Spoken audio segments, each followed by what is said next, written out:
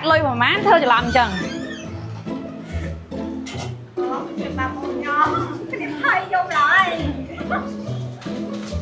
set B មក set C set C មក set B ហ្នឹងគួរ មកឲ្យច្រឡំអត់ទេបង ហាស្អីគេ set B ដល់ set C